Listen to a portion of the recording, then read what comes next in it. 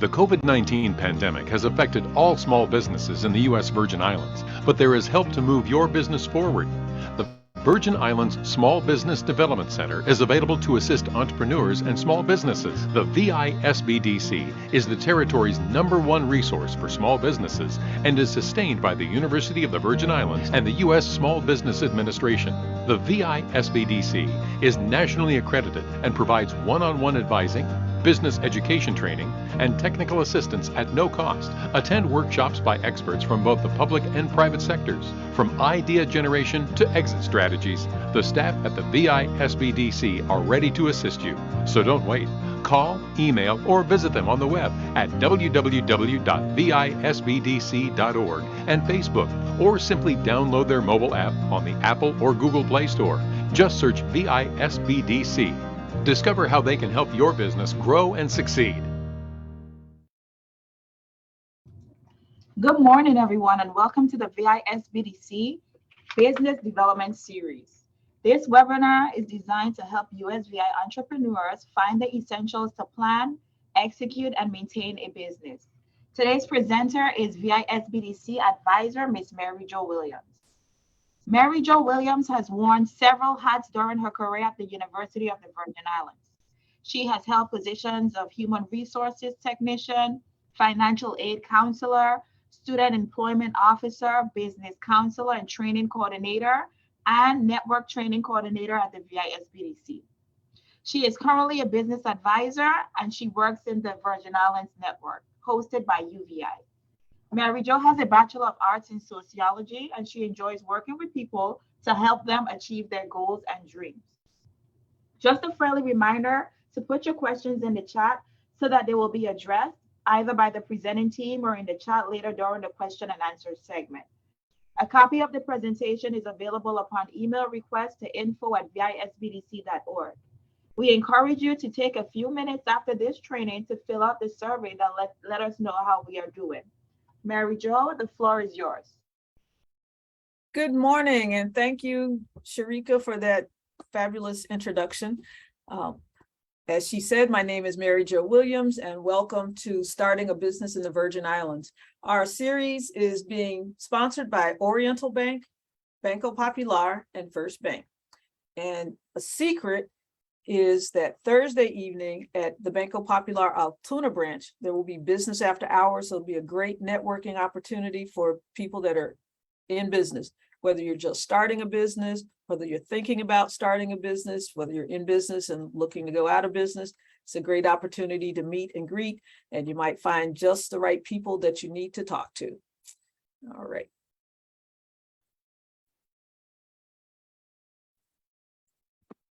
Okay, now the SBDC, we provide a myriad of services, support for entrepreneurs, small business owners, and nonprofits. Thanks to COVID, we're able to provide services to nonprofits. Prior to the pandemic, nonprofits were not allowed to receive services from the SBDC. We provide no-cost technical assistance. Basically, the assistance is your tax dollars at work.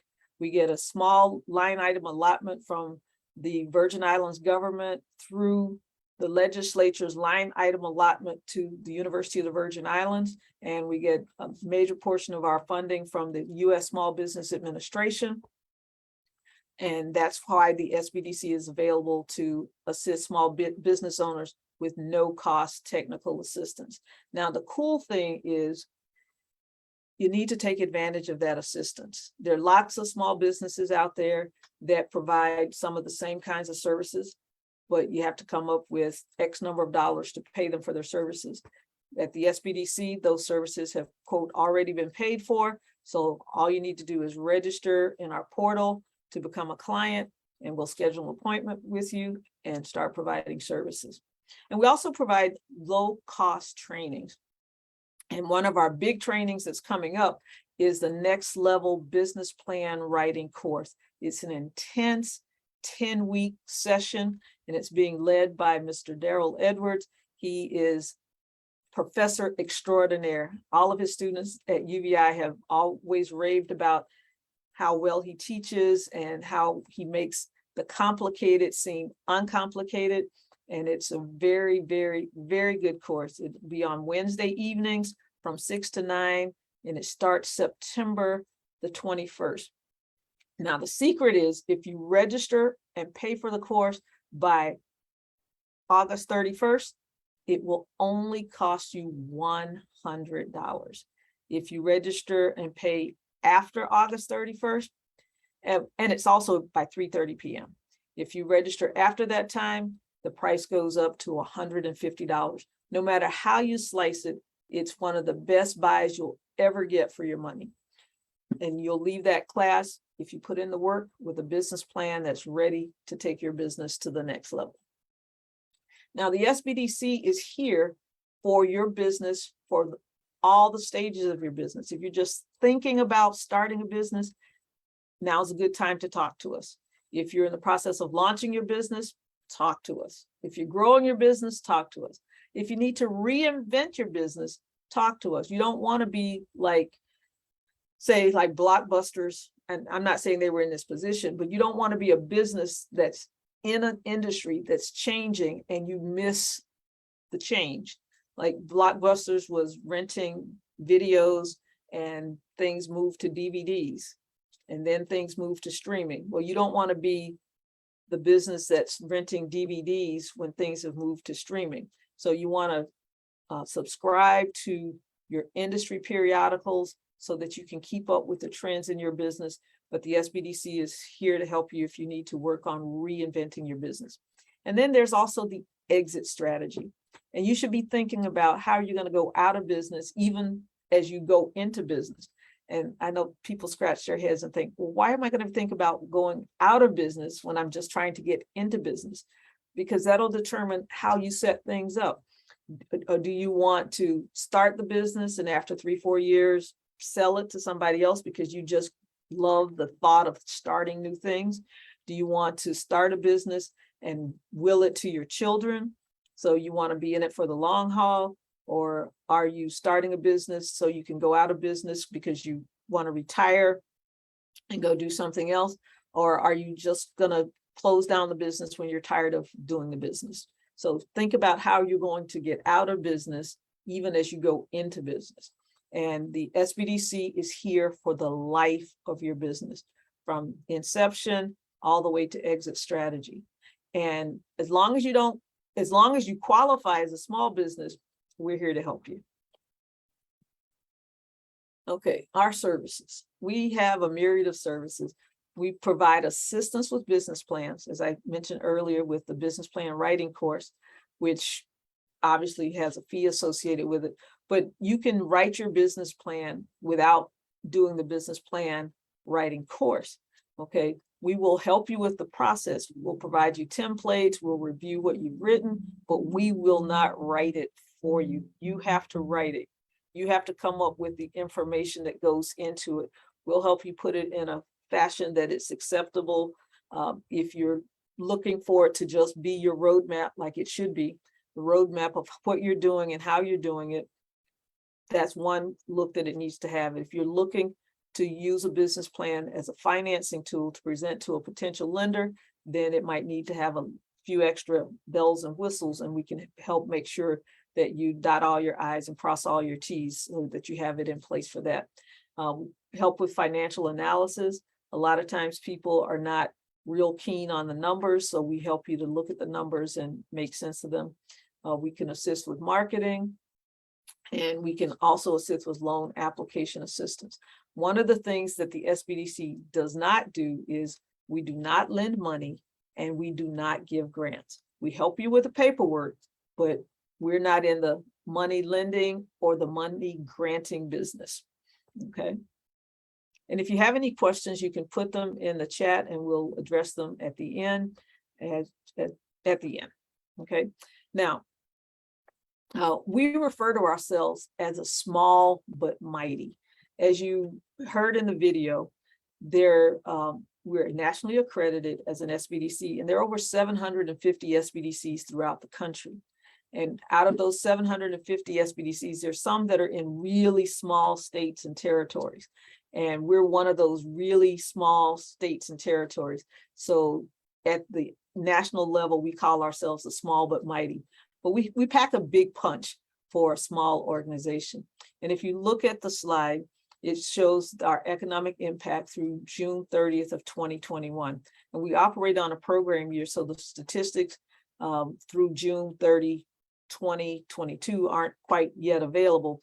But if you look at 21, you can see what we did. Okay, we capitalization over $68 million.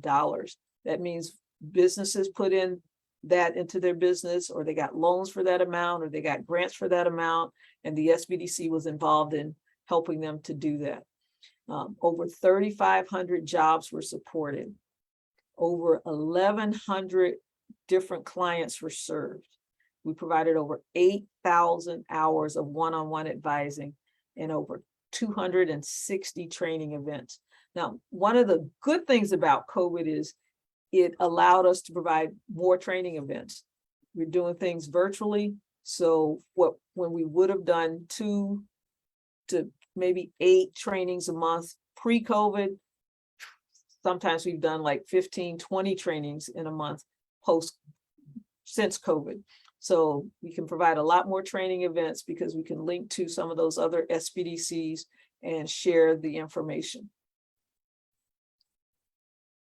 Now, the question you should be asking yourself is, what problem can my business solve? You want to find the niche and fill it, okay? All successful companies are in the business of providing solutions to customer needs, desires, or problems. And there's a story about this guy. He had a dog, and the guy was sitting on the porch rocking his rocking chair, and his dog was sitting to the side of him. And ever so often, the dog would yelp, go, "Ah!" And this guy's friend walked up, and he was sitting there with the guy, and every so often, the dog would go. So the friend asked the guy in the rocking chair, he says, "What's wrong with your dog? Why is he yelping?" He says, "Well, he's sitting on a nail, okay? And it hurts him, but not enough for him to get up and do anything about it.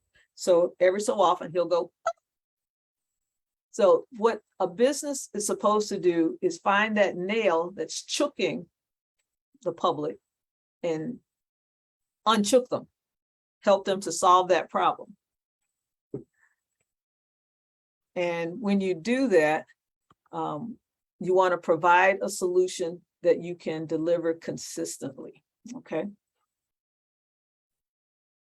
Now, in today's session, our training objective is to answer 10 questions for small business startups. And there are issues that everybody needs to address.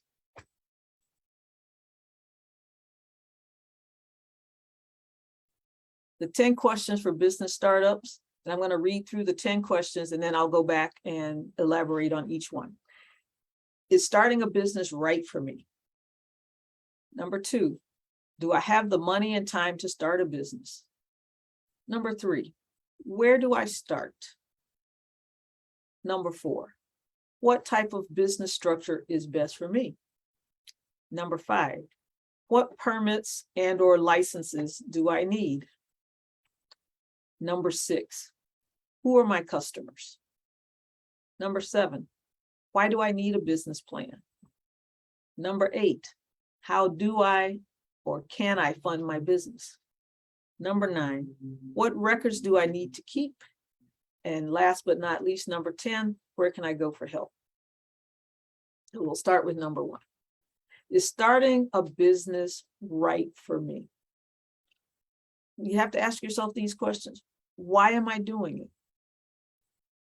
Why are you doing it? Is it something that you just like to do? Is it a hobby that you had and somebody says, "Oh, you should sell this product or service"? Okay. Are you willing to take risks? When you start a business, there's no guarantee that the business will be successful.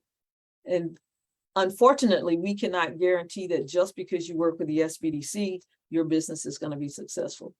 Whether or not your business is successful is up to you.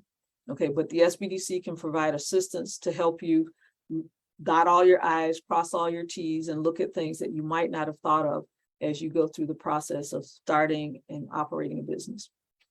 Can I make objective decisions? That's a good question. Are you doing it just because you think it's the right thing to do at the time? I believe it'll work. Okay, you need to make objective decisions. So we'll come back to that. Do I have the physical and emotional stamina to run a business? Do you? Okay. Sometimes there's a phrase that says, if it is to be, it is up to me. So sometimes you have to do more than you bargained for. But if the business is to succeed, as the phrase goes, if it is to be, it is up to me. And the me is you in the business.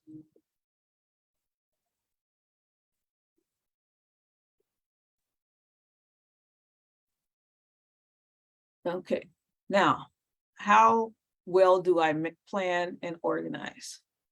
That's a good question. Do you wait for other people to do stuff for you and then you go ahead, or can you see the future and make it happen? Can I maintain my motivation? Do you always need somebody behind you, pushing you, saying, do this, do this, do this? Okay.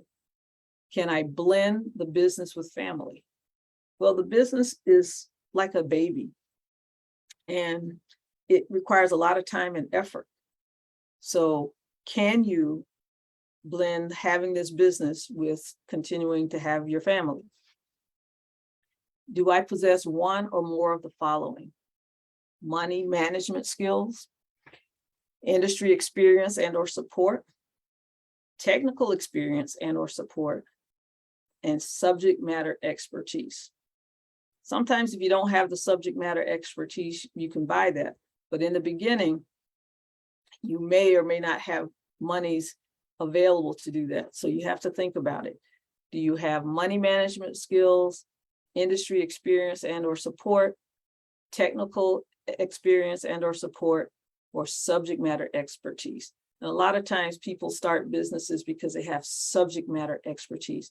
Say that they're an auto mechanic at a dealership, and they say, okay, the sign in the dealership says that they charge $100 an hour for service.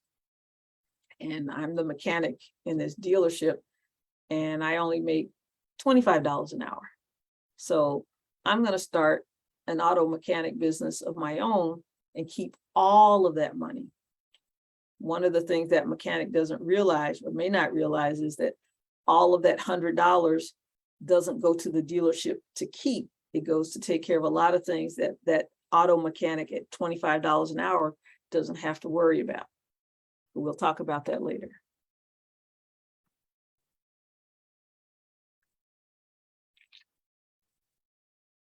Okay. Question number 2. Do I have the money and time to start a business? Good question. You will not be able to start your business with other people's money, despite what you've heard, and it takes more time than you expect. And then they say that, okay, I'll borrow money from the bank or whatever. But even before you can get to the bank to borrow money, you have to be in business. You have to have a license in order for the bank to lend you money as a business. So you have to be a business in order to get a business loan. So you have to come up with some monies, at least to get the business, at least on paper. Number 3, where do I start? Write down all of your ideas. Who, what, where, when, and how. Begin your industry research. Attend the VI SBDC business training and contact the VI SBDC for assistance. And then you get started. Question number 4. What type of business entity is best for my business? You have to think about the legal structures. And there are 4 main structures. There are lots of other ones, but we'll just talk about the 4 main ones: sole proprietorship, partnership, corporation, and limited liability corporation, company. Now, when you're choosing a structure for your business, you think about several things: the ability to get financing, liability concerns, tax requirements, startup costs, and licensing. And each one of the business forms touches on those concerns differently. Now, with a sole proprietorship, you have some pros and you have some cons. A sole proprietorship is easy to establish because it's the individual, and there's no difference between the individual and the business. So if you're Mary Jo and I'm doing catering as Mary Jo, there's no difference between Mary Jo and Mary Jo's Fabulous Foods, the name of my catering business. Okay. Now, so there's no legal entity for the sole proprietorship. My business, Mary Jo's Catering, and Mary Jo Williams are one and the same. And I have complete control over what happens in the business. Okay. There is no entity tax. Basically, the monies that I make on the business, I will report on a Schedule C on my tax return, the 1040. All right. And the profit and loss is also shown in my tax return.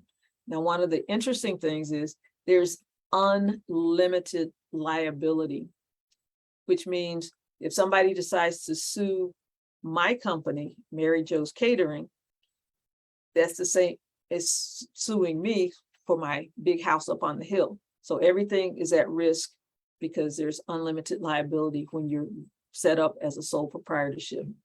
And sometimes you have limited access to capital because there's no difference between Mary Jo's Catering and Mary Jo Williams. And so if I go to the bank to look to borrow money, they're going to look at my personal credit score to see if I'm a good risk for them to lend monies. Okay. And of course, the higher your credit score, the better risk you are for them to lend you monies. But I've had clients who've had really good credit scores, but they've been maxed out in terms of their credit. Say, for instance, they had a credit limit of $100 and they've used 95 of that $100, and they have a 750 credit score. That's a good credit score, but they couldn't get additional loan monies because the lenders thought that they were maxed out. They didn't have any wiggle room. If something, they were making their payments on a regular basis, but if something went wrong and they couldn't make a payment, the whole house of cards would come tumbling down because they were using almost the maximum amount of credit availability that they had. So you can have a good credit score and still not be able to get a loan. And a sole proprietorship has a limited life. Basically, the sole proprietorship is the individual. So when the individual dies, the business dies. Okay, so those are some of the pros and cons of the sole proprietorship. Now, the partnership, not too different from the sole proprietorship, but the partnership is between two or more people. Okay, again, there's no legal entity. Okay, it may be easier to set up, and the business person is not alone, they have company. Again, there's unlimited liability, even though it's equal, it's spread over the number of partners that are in it. One of the cons, again, is that there's shared control. So it's not you having complete control over everything. Now you have to compromise with the other partner or partners to decide how things are going to happen in the business. And then there's limited transferability. If you have a partnership and one partner decides they want to sell their partnership, or say, for instance, one of the partners dies, then they need, before that partner dies, they need to have what's called a partnership agreement to decide how the ownership of the business is going to be transferred if somebody wants to sell it or if somebody dies, and you want to do that in advance so that the business can continue if necessary. Okay. And then you have corporations.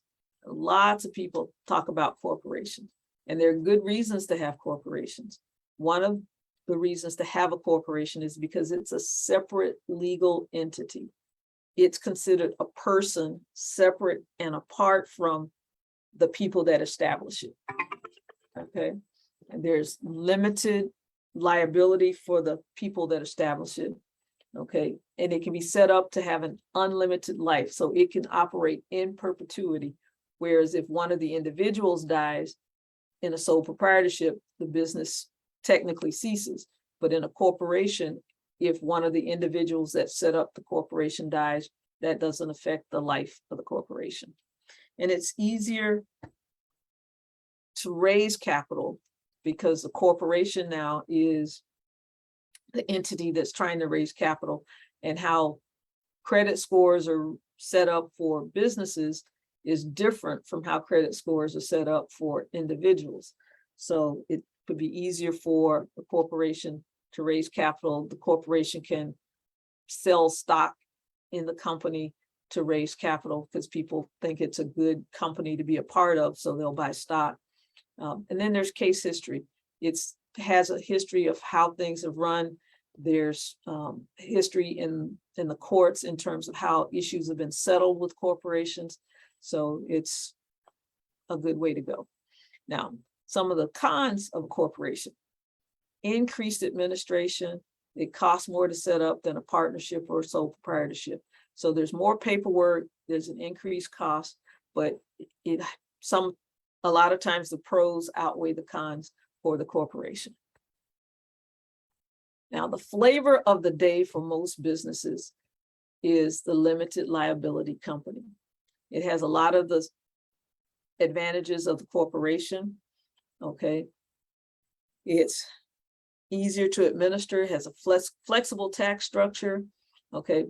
But also, like the corporation, has increased startup fees, doesn't have quite the same case history when it comes to the law.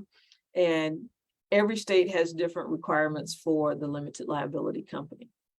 And one of the things that catches a lot of people in the territory, or has caught a lot of people in the territory when they were thinking, I'm going to set up a business and I'm going to set up as an LLC versus a sole proprietorship. Well, with an LLC, at least in the Virgin Islands, you have to file an annual report with Lieutenant Governor's office. And if you don't file that annual report in a timely fashion, it starts to get very expensive because there's the annual report fee. And then if you're late, there's fines for being late. And then there's interest to pay on top of that. So you want to be on top of your paperwork, regardless of which form of ownership you have. But with limited liability company, that's one of the challenges that people have faced, is they set it up and then they forget that they have responsibilities above and beyond just setting up the limited liability company. Okay, question number 5. What permits and or licenses do I need? You need to register your business with the Lieutenant Governor's office. And that means if you're using a name other than your birth name, you register the business with the Lieutenant Governor's office.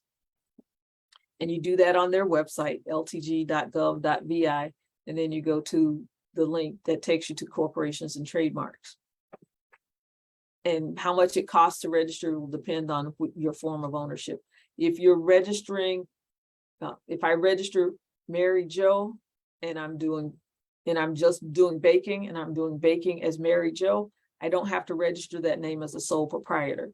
But if I want to do baking as Mary Jo's Bakery, then I need to register Mary Jo's Bakery with Lieutenant Governor's office and get a certificate of trade name registration. And that's also called a fictitious name registration. Okay. And our Lieutenant Governor's office, which handles corporations and trademarks, is equivalent to the Secretary of State in a lot of states where you have to register your trade name. All right. And if you're something other than a sole proprietor, you definitely register your business with Lieutenant Governor's office, and then you apply for your business license at Licensing and Consumer Affairs. And some people at Licensing and Consumer Affairs only have to apply for a business license. But if you are in some particular industries, in addition to having a license, you also may need board certifications such as beauticians, barbers, manicurists, social workers. In addition to having a license, you also have to have certifications. And when you go to the DLC website, they'll give you information about that. 6, who are my customers? Small business owners use market research to identify their customers. You got to think about it. Who is your ideal customer? We have people that come into us every day and they say, oh, I'm going to open a clothing store and everybody in St. Thomas is going to be my customer. Maybe yes, maybe no. How is it that everybody can be your customer? I mean, you've got to have a huge place to have something in there for everybody. So you need to look at who you really want to reach. Okay. And how are you going to reach them? And how are you going to keep them? And then once you get those customers, how do you get them to spend more and more money with you? Okay. Because basically, it's cheaper to keep a customer than it is to get a new customer. Okay. So once you get your customers, you want to keep them and get them buying more and more stuff from you. Okay. So who are my customers? Okay. There's the marketing that involves the 6 elements. Your product, what are you producing, providing, and what benefits does it offer? Production, how is it produced, at what rate, and what raw materials and labor are used? Your price, at what price can the product or service be sold?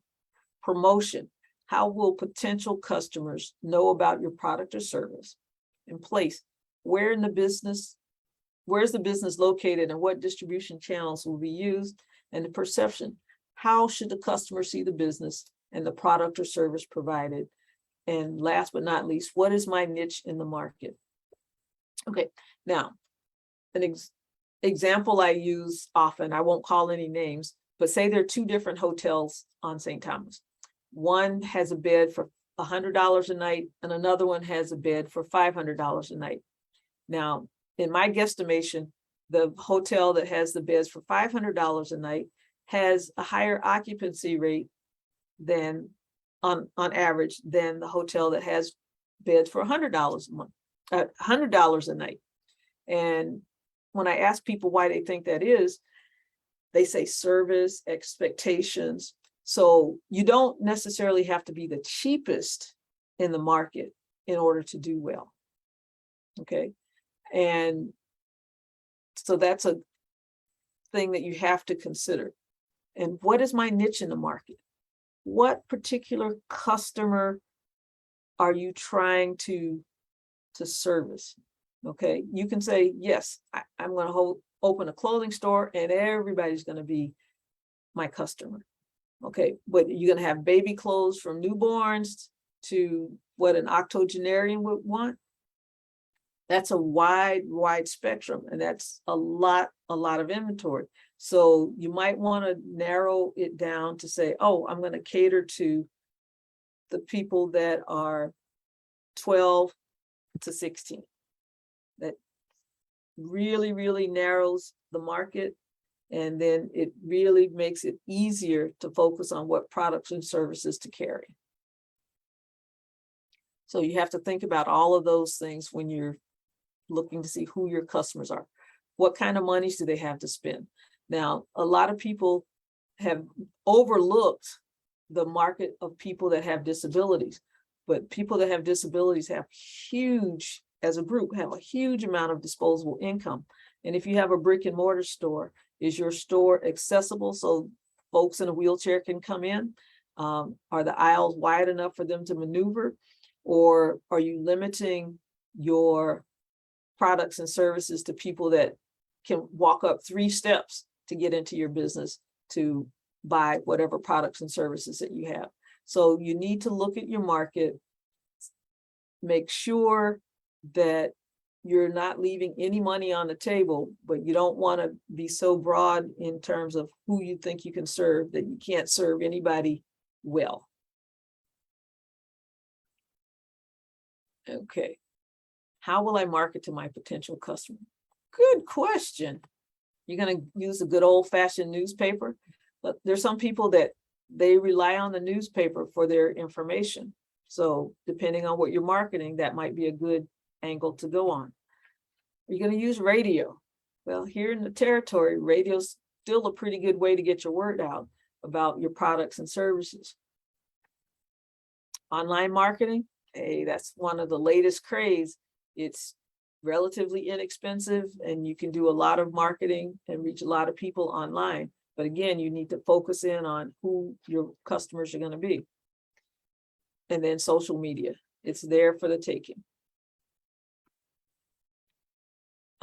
Now we come to the nitty-gritty stuff. Why do I need a business plan? Like I said earlier, the business plan is your roadmap. It says what you're doing, how you're doing it, why you're doing it, what kind of expenses are associated with doing what you do, what kind of revenues can you anticipate making from doing what you do. And once you've got that business plan written, then, and you start operating, then you can compare your projected numbers to your actual numbers. I projected that I was going to make X number of dollars a month and I'm making Y. Is that better or worse than what I projected? If it's better, you go, that's good. Let me do more of that. If it's worse, you say, well, let me look and see why is it worse? My expenses, I expected X number of dollars a month in expenses. Good or not so good? Are your actuals in line with what you projected or not in line?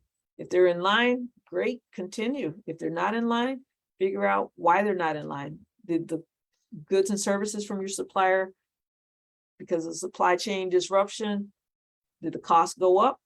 Or were you able to get the goods and services for much less because you found a different supplier? So having a business plan gives you a written document that you can refer back to so you can compare your projections to your actuals. It's a roadmap. It allows your team to run your business when you're not present. And if you're looking for funding from a lender, be it a bank, a traditional bank, or a non-bank lender, that business plan will speak in your absence. It will answer hopefully all of the questions that that potential lender has when you're not there. But most importantly, it's your roadmap. And it needs to be a dynamic document, not something you write once and put it aside. No, you need to always be looking at it, revising it every 3 to 6 months, making sure that you're on target with what you said you wanted to do. And if things change, change it. Why do you need a business plan? They say, well, if you fail to plan, you're planning to fail. Okay. And how detailed that business plan should be, it really depends on what you need it for. Okay. And the business plan covers your basic idea, structures, taxes, everything, how you're going to do it. And you cover employees, payroll, financing. Your business plan lays out everything about the business. You've got your narrative, which says in words what you're doing and how you're doing it. You've got your numbers, which tell you the story in numbers, like how many employees, what are my sales in terms of numbers. And then you've got your supporting information, your lease to support the rent amounts, your resumes of your employees and yourself to support the expertise that's involved in running the business, your catalogs for your suppliers to support the costs of the goods and services, everything that you need to support why your business needs to do, what your business needs to do and why it needs to do it should be in your supporting documentation. So if you're trying to borrow money, your lender looks and he sees your supporting documentation supports the numbers and your narrative. Okay, so it needs to match up.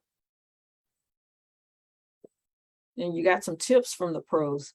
No one's going to believe in your business ideas nearly as much as you are. So you've got to convince your customers, you got to convince your employees, and most of all, you got to convince the owners. But that business plan needs to be objective. Your business plan isn't based on how you feel. You've got to have numbers to support what's in there. So you've got to do your research. Okay. And one of the first parts of the business plan is your executive summary. Even though it's the first part of the business plan, it's the last part that you write because it's a summary of all the stuff that's in the business plan. All right. Question number 8. How do I fund my business? Well, the most popular source of funding is personal savings. All right. Number 2 is friends and relatives and business associates. They can give you gifts. They can give you low cost or interest-free loans. Another way of funding businesses in this new age is crowdfunding. That's where you basically put your idea out on the internet and look for people to contribute to the success of your business. And sometimes people give gifts in exchange for the monetary donations that the crowdfunders are providing. Gifts might be one of the products when it's finished, or a discount on the product. Okay, and then last but not least is your traditional funding from banks. And a lot of times banks, well, not a lot, banks are what you call risk adverse. So a lot of times they're not willing to lend to startup businesses until they have a track record. Okay, if you've been in business 2 or 3 years, you've got your money in the bank, the lender might come to you and say, oh, I see you're running a pretty nice business. We can give you a loan, because they have your money in their bank and they can see how you pay your bills, and they can see the size of the deposits that you make, and they can feel pretty comfortable that, okay, he's running a pretty good business. We can lend them some money.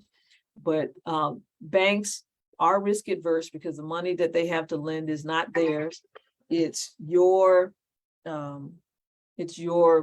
retirement funds, it's your auntie's retirement funds, it's your nephew's college fund. So it's not their monies to lend.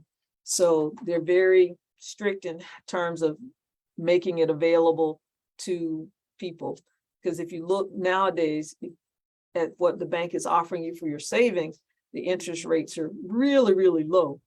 And when you look at what they're offering in terms of loans, the interest rates are way higher than what the interest rate they pay you on your savings.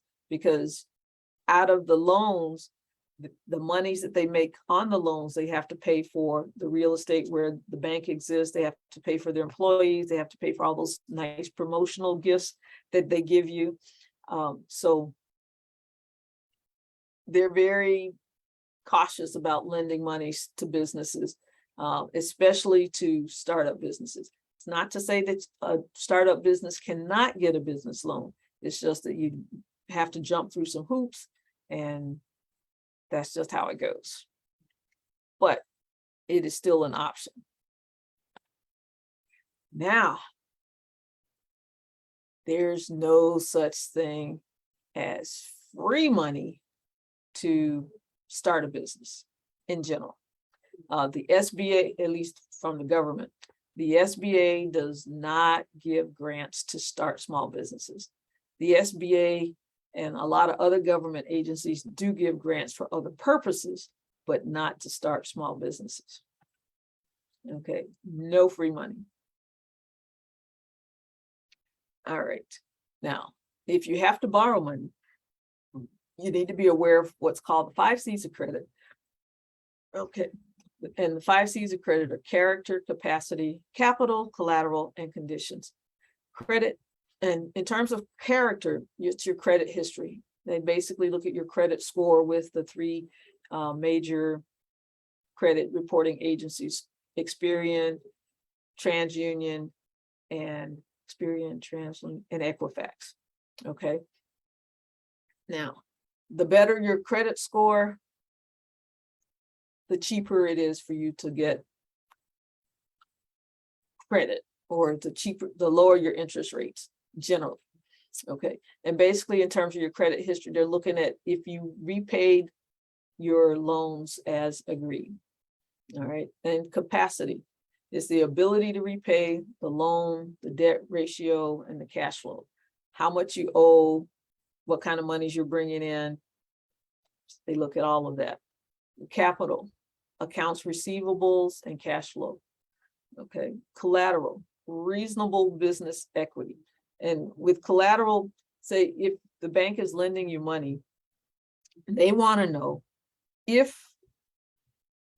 want collateral, something to hold on to just in case you can't pay back that loan.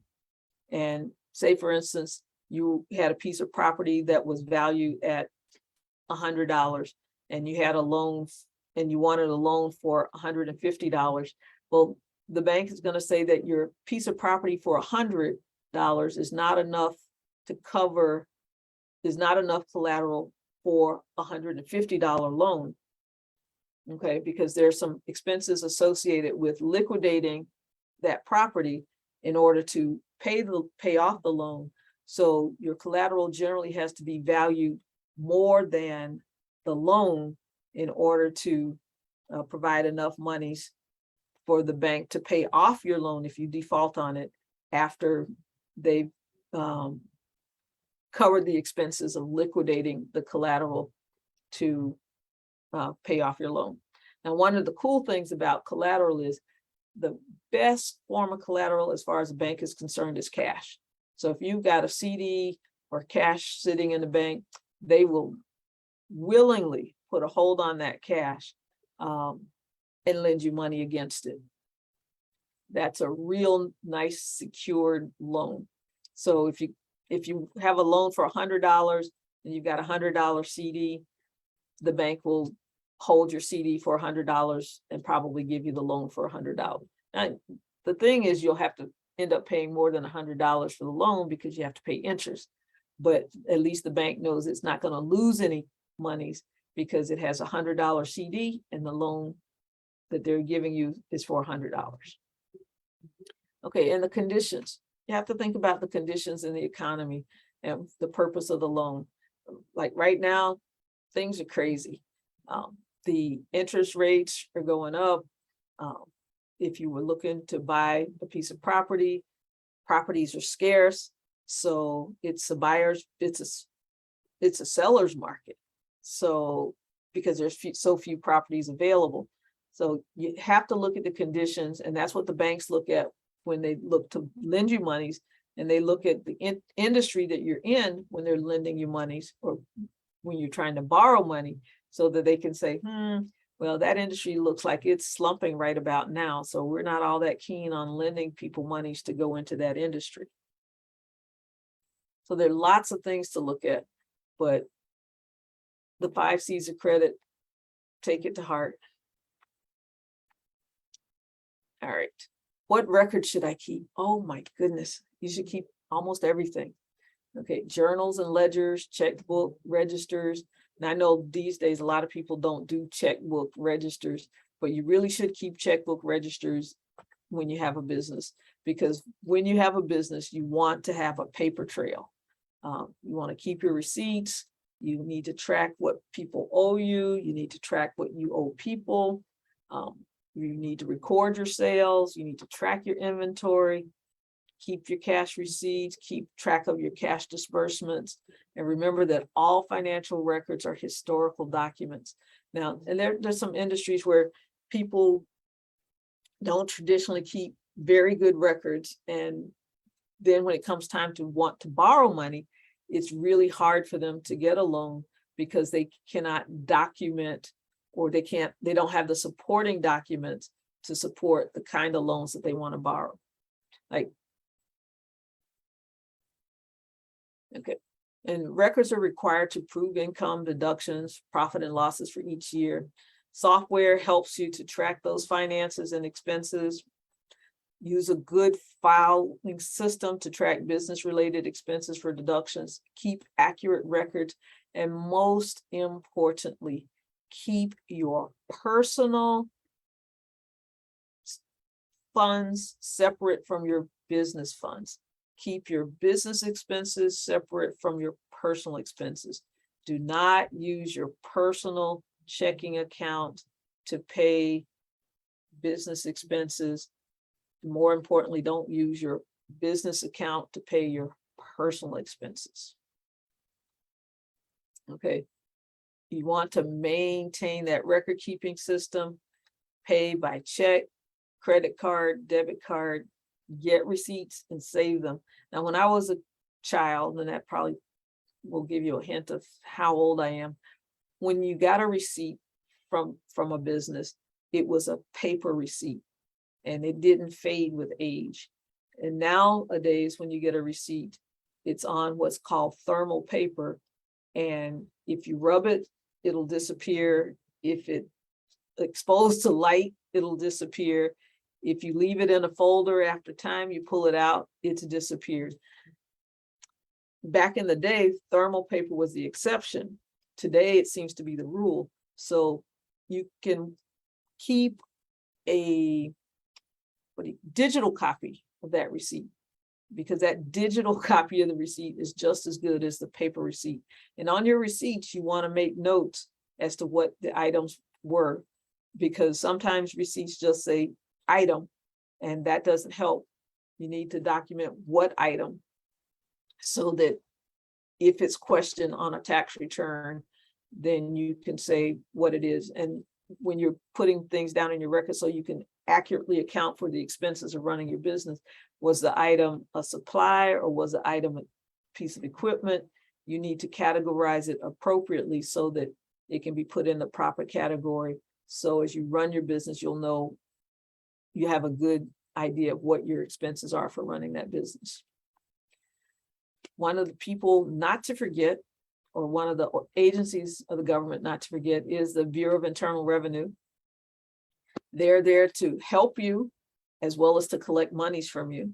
If you have questions about your taxes, ask them. They would much rather answer those questions up front than have you try and figure it out or submit something that's incorrect, and then you incur interest and penalties because you submitted something incorrectly. So IRB, definitely a very helpful resource. We have an office in St. Croix and St. Thomas. So it's, and St. John. So it's a very good resource. And the people are very helpful. Where can you go from here? Well, you can go all over St. Thomas. You can go to the SBDC. We want you to come here first. You can go to the chambers, St. Thomas and St. Croix. It's the St. Thomas, St. John Chamber of Commerce, the St. Croix Chamber of Commerce, the Virgin Islands Economic Development Authority, and SCORE. Depending on the kind of information you need, all of those agencies are available to assist. And the best thing about most of them, well, all of them, they don't charge you anything for their assistance. No money. All right. When you're putting together your business, you want to put together a board of directors. You want to have a banker, an accountant, attorney, an insurance agent, and an SBDC advisor. Now, when people are putting together nonprofit organizations, without a doubt, they're always looking for these people to be on their board. It's a non-paid board. And as a for-profit business, you want to look for those people to be on your non-paid board too. But when it comes time for you to pay for products and services, you want to look to those same non-paid board members to give the business to. Okay. A banker can tell you what a banker knows. An accountant can tell you what an accountant knows. An attorney can tell you what an attorney knows. An insurance agent can tell you what an insurance agent knows. And an SBDC advisor can tell you those are the guys you need to talk to for specific things. Because at SBDC, we're not bankers, we're not accountants, we're not attorneys, we're not insurance agents. But what we do is we have a lot of general information, and we can suggest that you talk to those particular advisors. Okay. And a good thing about having those different advisors on your board is that you don't want to be penny wise and pound foolish. When you need professional assistance, be willing to pay for the professional assistance, because as a business owner, those expenses are tax deductible. Okay, another reason to keep track of your receipts. Okay, if an accountant is helping you with your business, those fees are tax deductible, so it reduces the amount of money that you pay taxes on. And one of the beauties of being a business owner is not all of the monies that you make is taxable. So, and one of the items that I would suggest that you put in the chat that you would like to get is a copy of the tax booklet, and we can send you the link to that tax booklet that's used by IRB to tell the business owners what basic taxes need to be filed and where they need to be filed.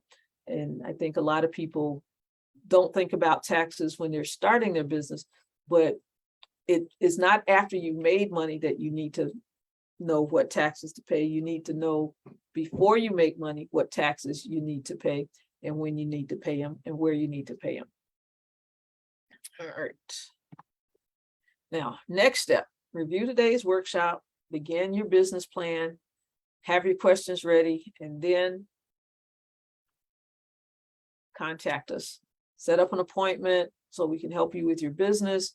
If you got questions about business plan, business license, we don't know everything, okay, but we do give referrals to help people to touch base with who they need to touch base with. And nothing ventured, nothing gained. One of the things that we do at SBDC, we have, what do you call that thing? We have apps, so you can sign up for seminars on in our app store. I mean, from using our apps. We have one for Android, one for Apple. We have a Facebook page. We have a YouTube channel, a Twitter account, Instagram. The SBDC is hosted by the University of the Virgin Islands, and it's powered by the SBA. So we have services here to assist people from the start of a business idea all the way up to going out of business.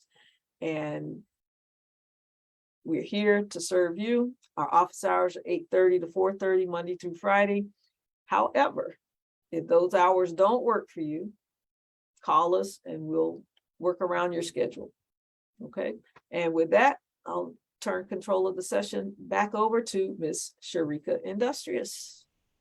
Thank you for that, Mary Jo. I'm going to go ahead to the chat and start reading questions. There's one that says, what media help or services for marketing can SBA provide? Say that again. What media help or services for marketing can SBA provide?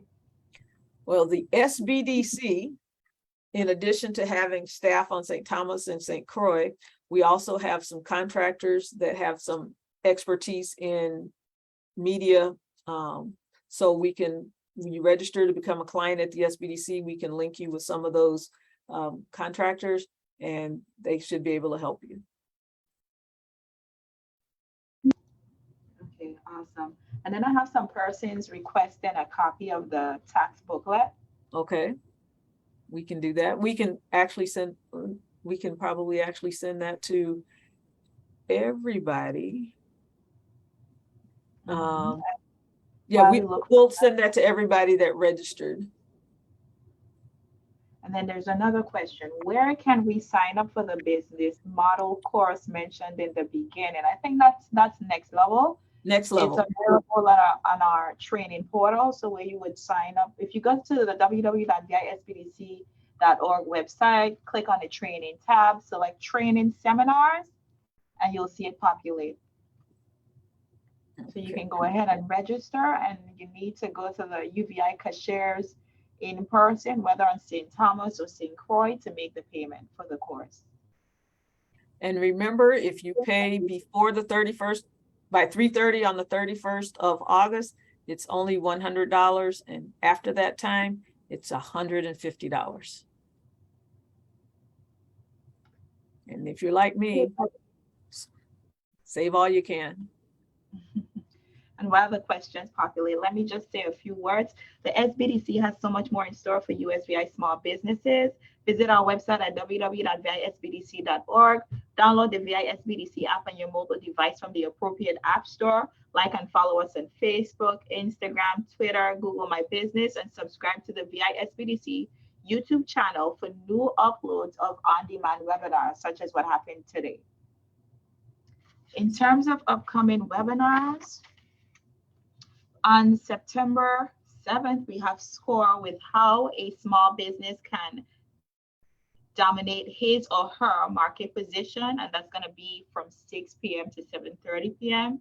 On September 15th, we have SCORE back again with how to increase sales during uncertain times, and that's going to be from 6 p.m. to 7:30. And as mentioned many times during this presentation, we want to promote the 2022 Next Level How to Write a Business Plan course.